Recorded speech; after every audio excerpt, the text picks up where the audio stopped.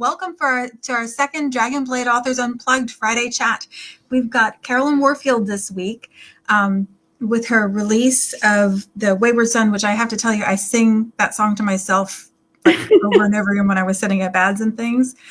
We're also going to be talking about Mary Wine's release and also Lynn Connolly's release.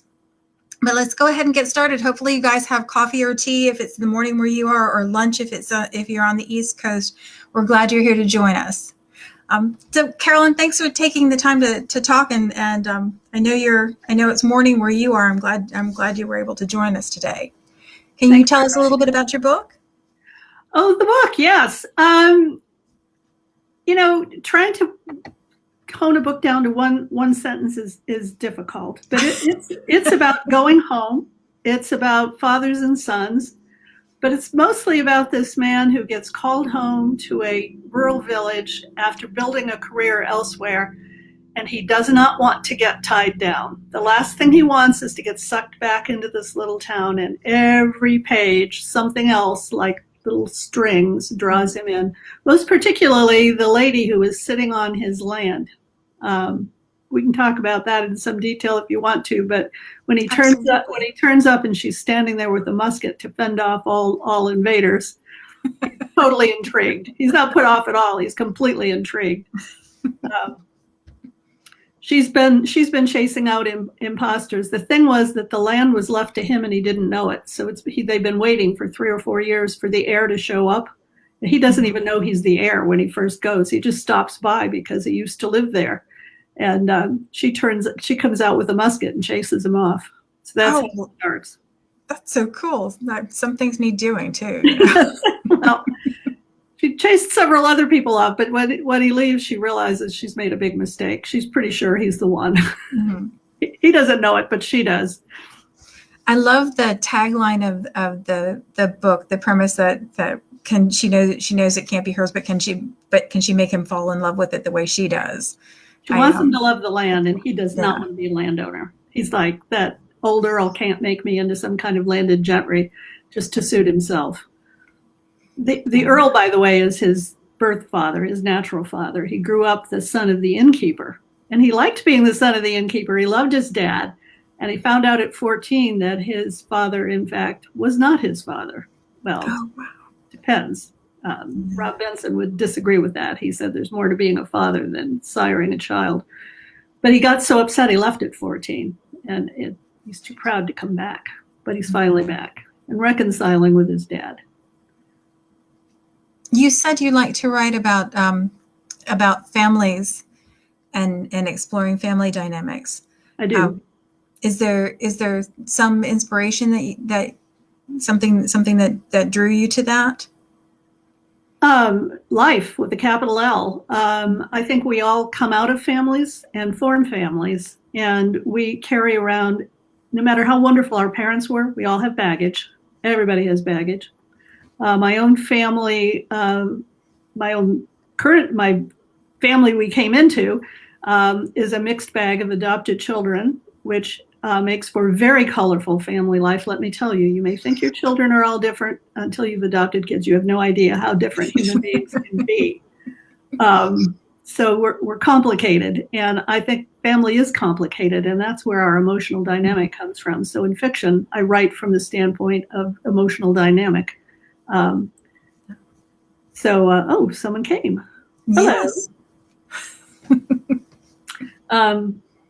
So there's that. And this particular series came to me on an airplane, actually. I had been to a conference. Actually, Catherine was there. Various other people were there. And I realized I needed a change of pace. I had been writing all of these books. I'd made a game out of seeing where I can send an English character. So I had books set in China and India and Egypt. And half the time I would put them somewhere I involved weeks and weeks of research because I didn't really know enough about the place. Sometimes there were places I'd visited because we traveled pretty compulsively. And I thought, I need to do something different. I need to return to England. I need to find a nice, quiet village somewhere. And what came to my mind was an inn. So this whole series began with the inn and with the family that inhabited it. And then I realized the the village would have another family, the people that lived up on the hill, the wealthy ones. And so you have these two overlapping families with overlapping conflicts and childhood, you know, how we all have them, rivalries and jealousies. And pretty soon it began to populate itself in my head. It was just different, and I liked writing it. It's been fun. It's been fun. I just finished book 2 and handed it in. It's fun. There are 4 books planned in the series, is that right? 4 books, yes. And did it follow the same family or different families? Those 2 families. I'm doing the innkeeper's children and then the earl's children back and forth. Oh, so it really is the whole entire series goes back and forth like that. That's cool. Right. This book was the innkeeper's son. The next one is the earl's daughter, and then the innkeeper's other son, and then the earl's son, who's the new earl, the one who inherited the mess, because the old guy left them with a mess. As is often the case. Well, here's the conceit. The old earl died leaving a will that listed by name with their mothers every one of his bastards. Oh. And he left them all something while stripping the estate of everything that wasn't entailed. So the new earl is struggling to make ends meet. And you have all of these other people, including the hero of The Wayward Son, gets the choice piece of land. So, yeah, it was a little bit of a conflict to clean up. So aside from the fact that I sing every time I put up an ad or do anything for your book, how did you come up with the title The Wayward Son? Just because he wandered off and never reconciled, and I wanted him to come home. I wanted him to wander home and deal with this. And the stalwart backbone of the series is his father, the innkeeper. The innkeeper everybody loves. Everybody loves. And well, he's an innkeeper. He's an innkeeper. He knows everything, and he knows everyone. So the whole town loves him. And I've created a bunch more characters, so I don't know where I'm going after those 4, because I think I have more books. I'm pretty sure I do. I love series that go on and on, where you can fall in love with people and then see them again and again in different settings. That feels like a family, you know. Then you don't have to let go of anybody. You can keep seeing where their life goes. And well, this particular new direction for me involved complete world building. I'd only had one other world. All of my books sort of fit into it. So this time I had to build it from the ground up. And I did the broad outlines on the airplane, but we all know that the muse is one thing and the craft is another. So I had work to do when we landed to build it out and populate it. But it was fun to do. You said you talked a little bit about research for your other books when they were set in other places. Yeah. Is there a particular way you like to do your research? I think in your bio it said you were a librarian. I was. So you would think you were the greatest people ever. Oh, thank you. Actually, I ended up with a long career in library technology. Sometime we'll have a drink and we'll talk about that. But I'm happy to stay online with my research. I do a lot of looking at Google Books. For this series, for moving back to the small town, somebody loved The Price of Glory. That one's set in Egypt. So I do library books. I get my local library to find things for me and bring them to me, but I also do a lot of online research, and I try to dig below the obvious. For this book, I found in particular county directories from the 18 teens were very useful. Wow. What was going on in the Midlands in 1810? You can find weather reports, you can find newspapers, but you can find these directories. So for populating a village, the directories were gold. What did they have? What would every village have had by way of a business? Because I was mentally envisioning this street that ran through this little town. Well, there'd be a grocer, of course, and there would be a dry goods store, and there would be a hackney stable. Just figure all the way out to be anchored it's anchored at one end by an inn and at the other end by a church. And maps helped a lot too. Plus there are a lot of good travel books from the Regency era, coaching books for what it's like to be on the road and stay in inns. So all of that was very useful in doing this one. Someone has commented that they love The Price of Glory. I'm glad to hear that. That's my other extreme. That's Indiana Jones meets Amelia Peabody. Different kind of research. Yeah. So we talked a little bit about you being a librarian. Your bio also said that you were a nun. Yes, I was. Oh, you read the whole long one. Well, I did. Yes. Well, I 2 years. I was a novice. I never had vows, but yeah, it's what I planned to do when I finished high school. You never know. You never know. Where do you like to write? I know you're not at home now, but where do you like to write? Are you an office writer or a coffee shop writer? Oh, I'm an office writer. This is my brother's office, actually. I don't know if you can tell, but all these pictures behind me are airplanes. And my brother's a pilot, and he has his office done up entirely in airline mid-century. Strange. I don't know. The desk is metal, and he has a big long, basically a mouse mat, but it's the front end of his airplane. It's kind of cool. My office, on the other hand, overlooks a bunch of windows. So I have a desk up against windows, and I can see my bird feeders and stare out at my lawn and trees. Are you still allowed to feed birds in Pennsylvania right now? Yeah. Okay. Last I heard, no one told me not to. My dad was talking about that the other day. There was something that was getting the birds, and so they were discouraging people from using feeders, which I know is one of his favorite things to do too. I had not heard that. I'll have to check on it. I'm in Illinois right at the moment, and there's a pond out behind the condo. So the bird feeders are very active. They're just swarmed with birds. And then there's a Cooper's hawk who comes to visit. So we feel like, unfortunately, the bird feeder is bait. But the hawk is wonderful. We like seeing him. Yeah. I had a hummingbird yesterday. It's one of my favorite things to do, too. Yeah. I saw one of those yesterday, too. I love them. I just planted a whole border of bee balm because they attract hummingbirds. If anybody follows my website and my Facebook account, they know I love owls, but you don't see them. You just hear them. And there's just something majestic and wonderful about them. I love birds. I love all kinds of birds. Very cool. And you garden too?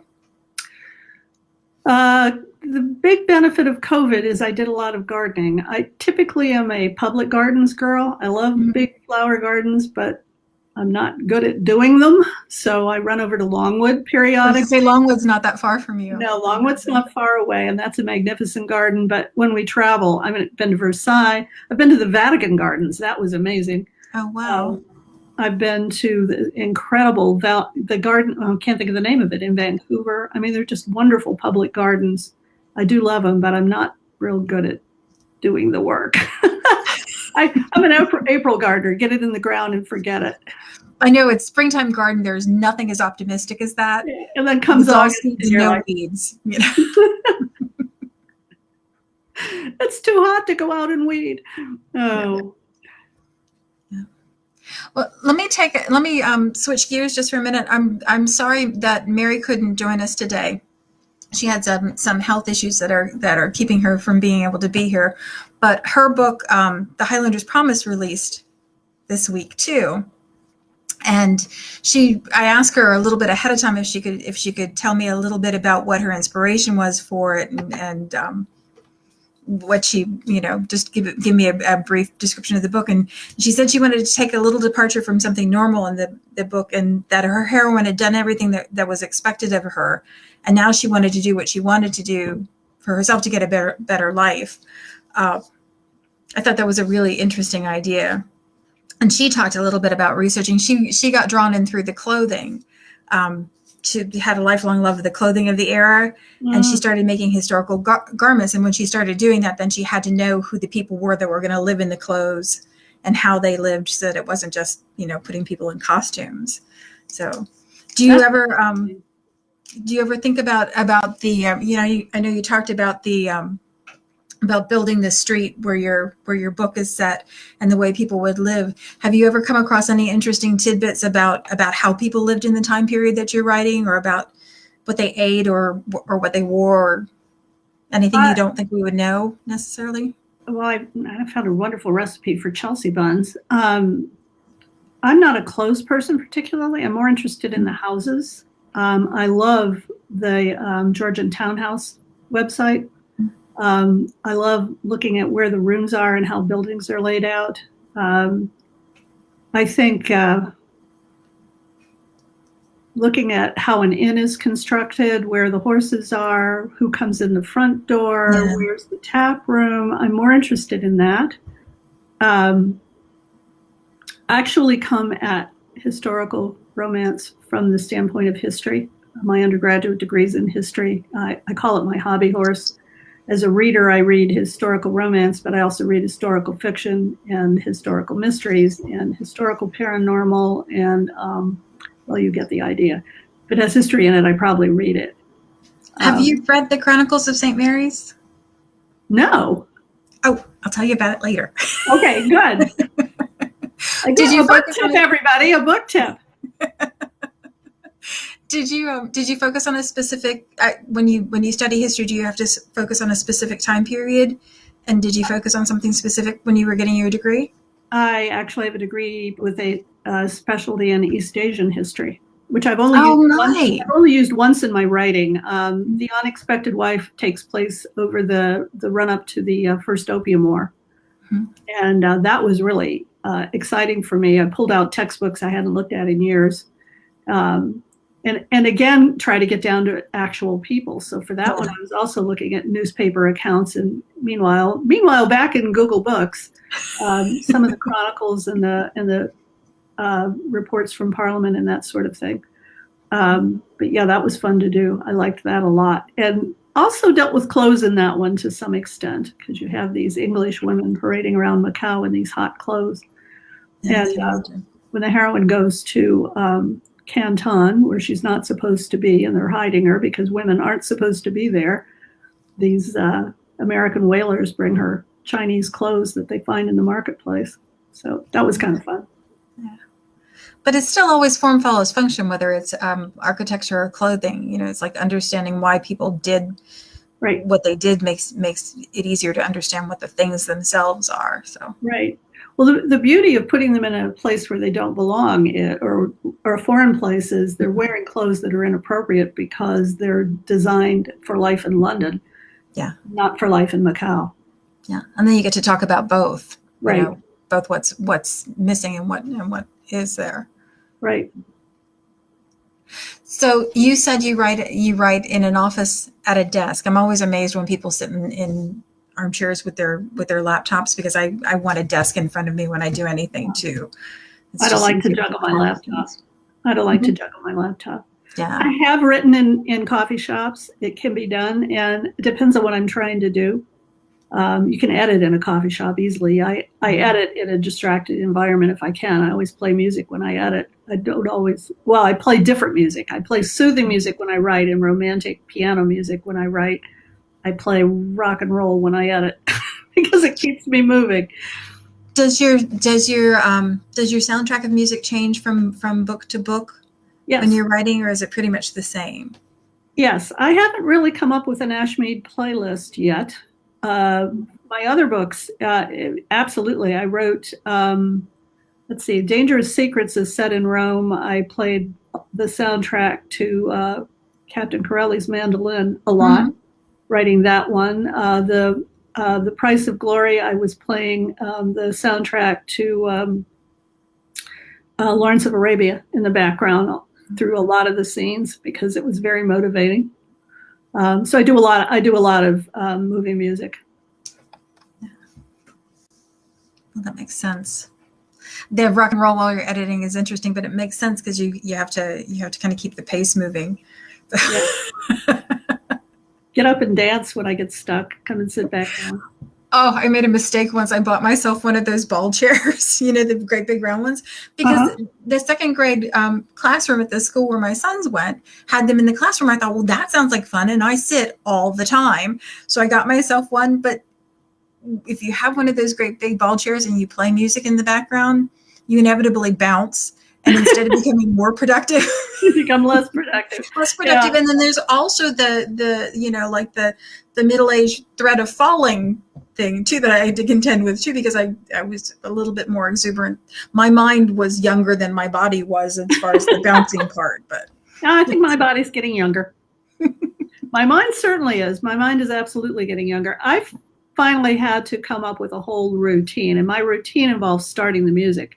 And I always have theme music, so it's like my trigger that I'm in writing mode now. Because when you sit down, the temptation is to sit in social media and do this and this and this. It's like, no, shut it off, turn on the music, pull up Word, and begin to write. And I try to do words a day. That works for me better than anything. I know everybody has a different way of tracking what they do, but it's a profession, not a hobby. You have to force yourself. I don't do hours I sit in the chair. I do words I get on the page. Yeah. When I'm done, I can get up. Yeah. So otherwise, the hours you sit in the chair can be hours spent doing stuff that feels like work but isn't. So. And staring at actually, try to explain to your husband and other people that when you're staring at the blank page, you're writing. Mm-hmm. You are writing, because a lot of it's up here, but it's better if the words are getting on the page. There was a wonderful line in this PBS special on Hemingway. I'm not a Hemingway fan, but they quoted him as saying, he was talking about not having any idea what to write. He said, the trick is to sit down and write one real sentence. Mm-hmm. One real sentence. Yeah.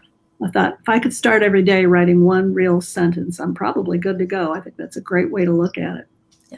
Yeah, I'm not a huge Hemingway fan either. Gellhorn, absolutely. I thought she was magnificent, and the special was really interesting. But looking at his manuscripts, at his drafts, and seeing the crossing out and reworking things, as you can see how it takes a bit of time to get to one real sentence. He was a craftsman. He really was a craftsman. He's supposed to have said he wrote the ending to Old Man and the Sea 35 times, and they asked him why. He said, I was getting the words right. Yeah. Yeah, you can see that in the handwritten drafts, the moving things around and stuff. So, one real sentence is a good idea. That sounds good. Yeah. We had one more release this week. Lynn Connolly also had a release in the Lion's Den series, Lion's Eyes. And I was going to ask Lynn about her cat, so hopefully we'll get a chance to talk to her another time. But the Lion's Den series is they're interconnected and can be read in any order. So it's not a numbered series. But that one sounds really interesting too. I'm apparently scheduled to write one next year. Oh, cool. Cool. Let me see if there was anything else that I wanted to ask you about. The nun and the librarian thing was at the top of my list of questions. I was an army brat. I actually had a bizarre childhood. I was an army brat and moved all the time. So, and then I got into the world of technology just as everything in libraries, just as everything was changing. So I haven't had a real settled, quiet life. When I tell people I'm a librarian, they have visions of me sitting at a nice desk encouraging people to read books, which I did do for a while, but mostly I was director of consortia. I would have a shared technology and boards of directors that were full of library directors, which is, let me tell you, an exciting proposition, trying to keep all those people on one page. Yeah. So, life is good. I'm in about my fourth act, and I'm enjoying it. Yeah, it sounds like it. It sounds like you're positioned exactly where you want to be right now. Exactly where I want to be right now, and I'm really enjoying being with Dragonblade. I'm this Ashmead series. I'm really tickled by, and I'm enjoying it. I'm liking writing it. Good. A publishing company run by an author is a big deal. Yeah. I am going to have to write a sequel to The Price of Glory, though, because it's in my head, and I've got to get it out. So. We'll get the Ashmeads done first. So. I have to. I have to. I have 100 days to get book 3 done. Do you take time off after you finish the books? And do you feel like the pace changes over the course of writing? It's different in the beginning than it is when you're further into the story? I've committed. Actually, once I know where I'm going, it goes along at a pretty steady pace. I committed to a much faster writing pace for Dragonblade than I've done before, but it's been good for me. I think the discipline has been excellent. Discipline's been excellent. And if I've heard a couple of really good authors say it's good to have a couple of books going at the same time, because when you get stuck on one, you can switch to the other one. And I think that's true. So I'm doing some of that too. Yeah. Well, there's something nice about the immersive nature of it when you're writing faster, or when you're on a shorter deadline and you have to stay stuck in the story. I think there's a lot to it. You have to keep your head in the story. That's exactly the trick, because if you let a gap happen, you're weeks getting back into it. Yep. It's like lifting the rocket over and over and over again, the same little distance of space. Yep. So no, at the moment I'm cruising. I'm doing pretty well. Oh, good. I got the Defiant Daughter in on time, and I plan to have the Forgotten Daughter in by November. So, well, I'm anxious to see how the rest of them come, and I'm glad that they don't come attached to songs, because I really have spent way too much time singing "Carry On My Wayward Son," and nobody needs to see that. So, an earworm is a bad thing. Once you get one, you can't get rid of them. Well, that's better than some of them, but still. Right? True. I was wondering if anybody who was in our chat had questions. I haven't seen any. I see lots of hellos. Yep, and a shout out to the Huntington Library in California. Libraries are fabulous, and having spent 40 years, most of my career in Ohio, they have incredibly good libraries. Just amazing. My little Cheltenham library, God love them. They work hard and they do the best they can, and they get me things when I need them. So I'm pleased. The library next to us is the best one ever. My son and I stumbled on it years ago, and it was like coming on this magic place, because there are fireplaces and little quiet rooms, and it's a huge modern building. And then when we moved here and realized that was going to be our home library, the three of us were like all wide-eyed, because it was. Oh, that's fantastic. And they've just opened up again, so we can start going again. So I just love them, and I love academic ones too. Then there's the British Library, but we won't go there. There's incredible places in this world. Someone wants to know if we have other writing tips. Let me think. Just do it. The best writing advice I ever got was, if you want to be a writer, you have to write. And if you want to be a professional writer, you have to treat it like a job. You have to sit down and write every day. I heard Nora Roberts talk a couple of times, and she hits that every single time. It's like, you don't wait for the muse. You don't wait for anything. And you sit down and you do the work. And you keep doing the work until you get to get it the way you like it. Right. Do you have a word count goal that you hit? I know you said you wrote by words. Do you have an average word count goal that you hit, or? I need to hit 2,000, I think, but I usually fall a little short, but that's the goal. I have a tendency to want to stop after I finish a scene. So I'm learning to get up, walk, go get another cup of coffee, come back and start another one.